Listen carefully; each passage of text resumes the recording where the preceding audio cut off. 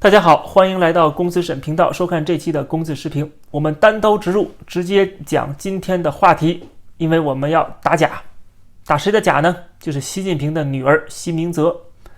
网上有一个人发出一张照片，是他跟习近平的合影，这张合影很明显是一张自拍照。那很多人就留言了，称呼她为公主，认为她是习近平的女儿。这张照片在推特上面已经超过100万人观看，成百上千的留言。不过他后来把这个留言的功能给关闭了不想让大家去评论这张照片了。这也说明他不想让大家去继续称呼她为公主了，因为她根本就不是公主。当然他也不能够公开去否认说我不是公主那么习明泽毕竟是一个极为敏感的人物，完全被藏起来，掩盖得非常好。这种人你提都不能提，说都不能说。而且他制造出这样的一个假象，也有利于他去赚取流量，获得关注，他也就享受着被别人称为公主的这种快感。但是为什么我认为他根本就不是习明泽呢？这里边有几个原因，很多人可能还不太清楚，真的相信，所以我们要打假。首先，年龄就不符。习明泽是1992年出生，今年已经32岁了。但是看这张照片，这个女孩虽然她把脸给遮住了，但是我们能感觉出来，她似乎也就20多岁的样子，头发还染成黄色了，就是一个乳臭未干的小女孩。当然这是无数个她不是习明泽的迹象之一。你可以说这个年龄问题没有太大的说服力，没关系，我们接着看。她在网上发的那些内容也不像是习明泽这样的哈佛大学高材生写的。他内容里边不光是他现在最近写的内容，还有他过去写的内容，我们都翻出来看一看就知道了。很多情况下都是他在复述官方的宣传口号，比方说他引述习近平总书记的讲话，说对党忠诚是共产党的首要的政治品质，说要对党绝对忠诚，真心爱党，时刻忧党，坚定护党，全力兴党，为中国人民谋幸福。这当然都是宣传口号啦。你觉得这种话放在一个境外的互联网平台上有什么宣传效果吗？有人会相信吗？你在人民日报、环球时报上面还没说够吗？他还说中华民族伟大复兴已进入不可逆转的历史进程，说美国百般阻挠、遏制打压只会让中国愈战愈勇，更加自立自强。说实话，很多普通外宣账户都不再这种单纯的复述官方的口号了，因为知道这种口号是没有用的，是没有说服力的。他们都用别的方法去进行统战宣传了，都已经放弃这种直接 copy 党八股了。他还在 copy 党八股，说明什么？说明他的水平也就到此为止了。他说不出什么有道理的话，只能去用这些他平时读到的这些宣传材料。而习近平的女儿可不是这种党内的小喽啰的水平，她是哈佛大学英文系和心理学系双学位的高材生。关于她的资料当然很少了，但是至少我们知道他还是应该有一定水平的。现在我手上拿的这本书《习近平掌权之路》，站在13亿人的顶端，是日本作者丰村健司写的。他是朝日新闻驻华记者，曾经还派驻华盛顿。他特别跑到了哈佛大学去寻找习明泽的踪迹。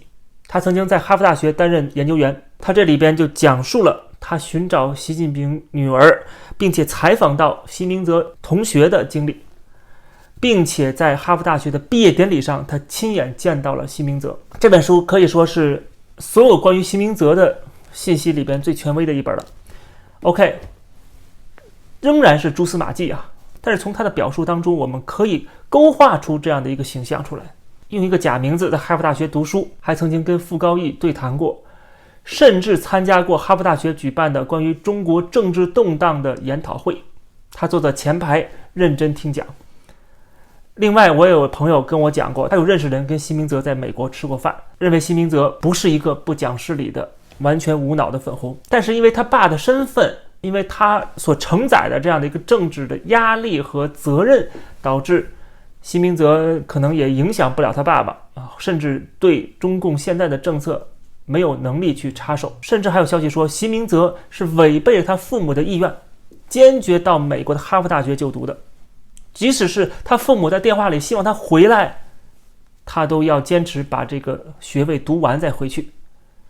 我们看到他是一个有主见的人，而且他有国际视野的人。他也许是个粉红，我们当然不清楚他是不是但是我们可以知道，它绝对不是低级粉红，它绝对不是这种像复读机一样复述官方宣传口号、毫不说服力的宣传口号这种低级粉红。我在北京的时候也认识红二代、红三代，这些人看这些五毛粉红就当看韭菜炮灰人矿一样，他们是当权者的子女，是这国家的主人，真正的国家主人，他们是特权阶层，他们不会表现出的像这种党棍一样、小党棍一样去为共产党做这些表面功夫的工作，他们不会。他们有的人心里非常清楚这个国家是怎么回事，自己跑到国外去读书、去学习或者定居做生意，这才是高级的红二代、红三代干的事儿。像习明泽这种算是最顶级的红三代了啊，没有比他再高的了。他不可能说这种话、写这种东西。对习明泽这样身份的人来讲，完全是浪费时间。他能去干那些拿5毛钱就能干的活吗？怎么可能，对吧？这是一个小宣传员就能干的事儿。他有大事要干，他要追求自己的理想，不可能跑到推特上边来发这种内容。那你说怎么解释那张跟习近平的合影？其实除了这张合影以外，他还发了很多只有体制内人士，甚至只有习近平的身边的人才能够拍到的内容。比方说，他曾经拍到习近平出访中东和沙特的王储会见的镜头，而这个镜头是他们一起来去见记者、见双方的官员之前的镜头，也就是说，只有习近平身边的人才能拍得到。还有就是他拍了一张体制内工作的办公室，上面写着人民公仆，桌子上放着烟和国务院办公厅的茶杯，还有一个扫黑除恶专项斗争的笔记本，还有一张照片是他在房车里边说今天出发一路平安。这个房车我们看起来非常的高档，很明显是政府公务用车。除此以外，他还拍过另外一辆车，应该是领导人的红旗专车，非常高档，还有5星红旗和中共党旗。其实这些照片跟影片可以跟那张合影一起来看，说明了什么？说明了他是习近平身边的人，或者说在习近平出访的时候、去参加活动的时候，他是跟在后面的。而习近平每次出行都是乌泱乌泱一群人，那这里边就有他。那请问他是哪儿的人？他跟在身边可能是中央办公厅的。就比方说那张自拍照，习近平的穿着和他的胸章，如果不出意外的话，就是习近平这次参加成都大学生运动会时候的穿着。我进行了一下对比，发现一模一样。而且注意，在那个场合下，他还拍到了身边还有几个人，对吧？虽然都是背影，但是说明什么？它是一个公共场合，现场有很多人，他跟习近平来了个自拍。他如果是习近平女儿的话，他等于是向所有人曝光了他的身份。而习近平的女儿到今天为止是非常非常隐秘的保护起来，没有抛头露面，甚至在网上很难找到他的一张正面照。如果你去搜，还是有一些的，那些8成都是假的，我给大家省流了，不用再去看了啊。那为什么参加这样的场合他会曝光自己呢？注意，他不光是在国内的公共场合曝光自己，甚至在国际场合他就曝光自己，对吧？习近平去中东参访，怎么可能身边就带着习明泽，然后让所有的现场的各国记者，甚至包括沙特他们当地的所有的官员全部看到习明泽长得什么样？怎么可能？所以说他的真实身份就是中央办公厅或者国务院的工作人员，拍了这些东西之后当做一种宣传素材，而并不是什么公主。 OK， 如果我们去看它的内容啊，从头到尾都透着一个字儿 low， 就是特别 low。 不仅是直接 copy 中共的宣传材料，他甚至还发泄自己的不满，有很多情绪化的表达。比如他在谈到李玟离世的时候，就说必须还他一个公道啊！娱乐圈就是罗刹海市，和那英混在一起有正常的好人吗？赵薇、王菲、汪峰、杨坤乌烟瘴气，就没一个好人。你看，这就是一种情绪发泄嘛。习明泽这样的身份的人，30多岁的哈佛大学的高材生会这么干吗？他甚至还大骂海外的反贼，说恨国者死在他们热爱的日本岛上，这是求锤得锤，死得其所。说攻击自己祖国的人没有人格和尊严，最终都会在国外变成孤魂野鬼。你打死我也不相信这是习明泽说得出来的话。还有就是他发了很多的炫耀自己在其他人进不去的一些场合的照片，中南海内部的街道的照片什么的，更不要说还有大量的炫富照，一会儿劳斯莱斯了，一会儿私人飞机了，一会儿纽约豪宅了。这证明不了她是习近平的女儿，只能证明她是贪官的二代。这种行为太 low 了。红二代、红三代他会拍这样的照片吗？他会去故意的炫自己有这样的特权吗？只有小喽啰才干得出来。我认为他就是一个小粉红，一个体制内的工作人员。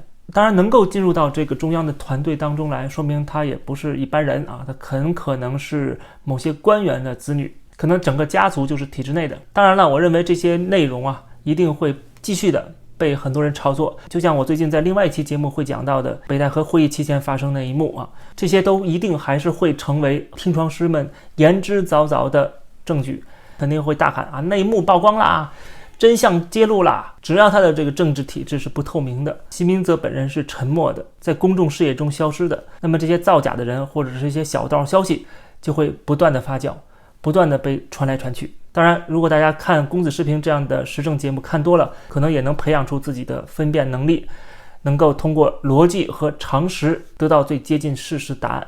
好，感谢收看这期的公子视频，欢迎大家点击订阅这个频道。